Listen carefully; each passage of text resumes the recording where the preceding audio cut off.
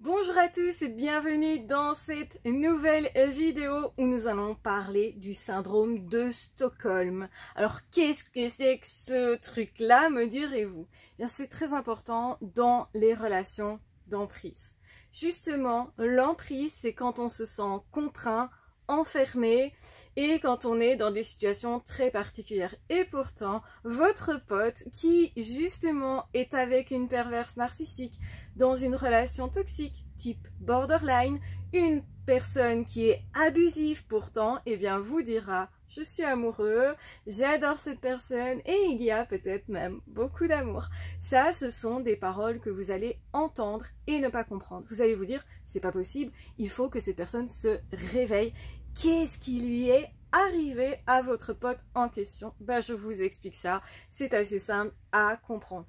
Le syndrome de Stockholm, c'est en réalité quelque chose qui a été étudié dans des situations particulières, notamment dans une prise d'otage où effectivement on s'est rendu compte que les personnes qui à la base étaient menacées justement pour leur survie, donc en situation de stress. Alors peut-être que vous voyez ça à l'envers vous, oui, voilà. Situation de stress, retenez ça, c'est très important. Situation de survie, on ne sait pas si on va survivre, donc le stress, il est super important. Et ce qu'il faut retenir là-dedans, c'est que forcément, du coup, on va devoir adopter un mécanisme de survie. Oui, j'ai écrit survie, je ne sais pas si vous savez lire, peut-être pas, peu importe. Donc du stress, et situation de survie, situation extrême, situation où on va utiliser des mécanismes de défense qui sont généralement inconscients. Votre pote est donc dans une situation de stress intense et de survie. Une situation aussi de proximité. Rappelez-vous, qu'est-ce que j'ai toujours dit? Les pervers narcissiques, les personnes toxiques, ils se collent à vous. Ils vont vous envahir beaucoup. Appels téléphoniques incessants, beaucoup de stimulation du type tu devrais faire ci, tu devrais faire ça. Donc on rentre dans votre intimité, on rentre dans votre cerveau d'une certaine façon. Et on vous stimule énormément. Donc il y a du stress, de la survie, beaucoup de stimulation, de la proximité. Et dans cette situation-là, où justement on est dans quelque chose d'anormal, mais en même temps on est très proche, on peut développer des sentiments pour son agresseur. Et oui, c'est ça le syndrome de Stockholm. C'est pour ça, et ça explique aussi que les personnes ne partent pas. Elles sont frisées au début, donc elles ne savent plus réfléchir. Elles vont en fait réagir par quelque chose qu'elles ont peut-être déjà connu, des situations d'emprise, mais justement des situations toxiques dans la famille dysfonctionnelle d'origine. Donc par exemple, vous avez été battu, vous avez eu et reçu beaucoup de violence, vous aviez très peur, situation de stress, peut-être pour votre survie, vous étiez enfant, donc ça réactive un mécanisme qui est un apprentissage. Donc c'est vraiment le fait que vous vous croyez vulnérable et que vous vous croyez impuissant. C'est ce qu'on ressent dans une situation d'emprise et on va du coup développer quelque chose de particulier pour se protéger, pour que le psychisme, si vous voulez, y survive. Eh bien, il va vous dire, quelque part, votre esprit va vous dire, bah non, t'es pas tellement en situation de danger, l'agresseur il n'est pas si agressif, peut-être même il est gentil, elle est gentille, et donc du coup vous allez développer quelque chose de particulier, des comportements d'aide à cette personne qui vous agresse. En fait, vous n'êtes plus conscient que cette personne vous agresse. Votre corps reçoit l'info, l'emmagasine, mais votre esprit n'a pas conscience de ça. Et c'est pour ça que beaucoup de personnes ne bougent pas, vont même rechercher leur agresseur, retournent dans des situations de couple où on va les agresser. Des personnes qui sont battues retournent parfois. Et c'est parce que justement ils n'ont pas pris conscience de la situation extrême dans laquelle ils se trouvent et parce qu'on est dans des situations inconnues pour nous qui se présentent très peu. Et donc les personnes toxiques jouent avec ça, vont nous manipuler, nous manœuvrer et nous faire vivre des choses extrêmement violentes et quelque part on oublie ces violences-là. Quelque part on ne se rend pas compte de la vraie violence reçue au point de se mentir et de dire c'est de l'amour en fait. Donc cette personne qui est victime, elle va dire qu'elle essaye d'aider son agresseur sans se rendre compte que c'est un agresseur. Cette personne va excuser l'autre en disant « mais ça se comprend cette situation, c'est parce que cette personne elle est triste, c'est parce que cette personne elle a vécu quelque chose d'extrêmement violent elle-même durant l'enfance, c'est possible, mais c'est pas pour ça que cette personne a le droit de vous agresser. » Donc comment on fait pour défriser quelqu'un, votre pote là, comment on fait pour le faire réagir, pour le faire sortir de ça? Eh ben on utilise son corps. En fait, le seul qui a l'info, c'est pas son esprit, c'est son corps. Autrement dit, il faut que cette situation de stress diminue pour que le corps s'apaise. Quand cette situation effectivement se retrouve, et c'est forcément dans la vie que ça arrive, quand la personne n'est pas avec son agresseur, pas en couple à ce moment-là, cette personne peut voir clair à certains moments. Il y a donc des prises de conscience qui vont grossir de plus en plus et on attend. Les thérapeutes, ils arrivent à quel moment? Au moment où la personne, elle est consciente un petit peu. Et on va se dire, ça y est, elle a vu clair un peu.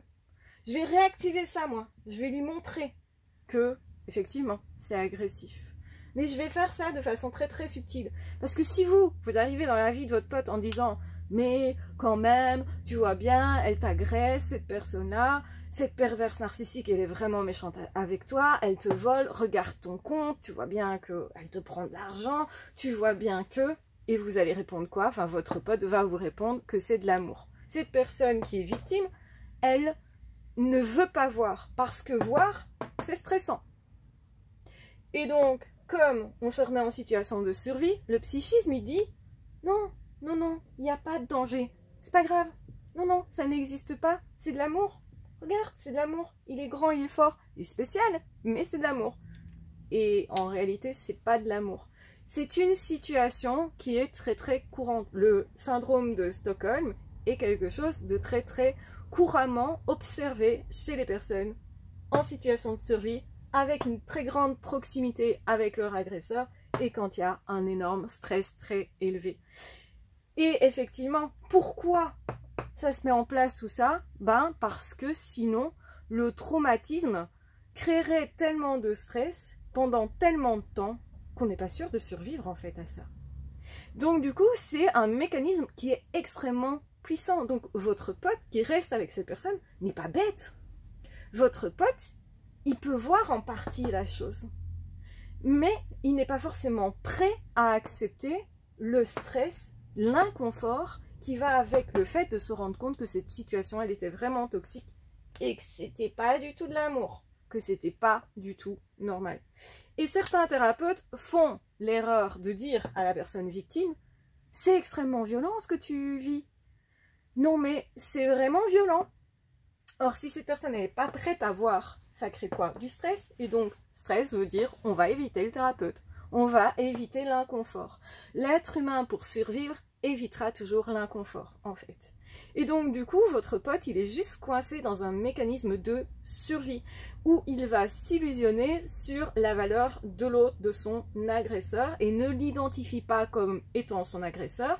Donc c'est pour ça que c'est une personne qui va dire « oh c'est rien, mais c'est vrai, ça crie un peu chez nous, on se dispute tout le temps, mais c'est pas grave ». En gros, va minimiser la violence reçue et va dire qu'il peut supporter, elle peut supporter. Et effectivement, cette personne a déjà peut-être subi des situations extrêmes et peut effectivement les supporter. Mais une fois que cette personne, elle voit clair, donc la prise de conscience, elle est de plus en plus grande. Il voit de plus en plus tout ce qui se passe. Il ne voit pas l'entièreté de la situation. Il voit une partie. Et quand effectivement il y a rupture de lien, soit la personne toxique s'en va, le borderline à un moment donné supporte plus la moindre petite frustration et peut s'en aller, soit la personne là se dit c'est trop, tout ce que je vois là c'est trop, je m'en vais, en tout cas j'essaye, parfois pas du premier coup, mais cette personne réussit à couper le lien.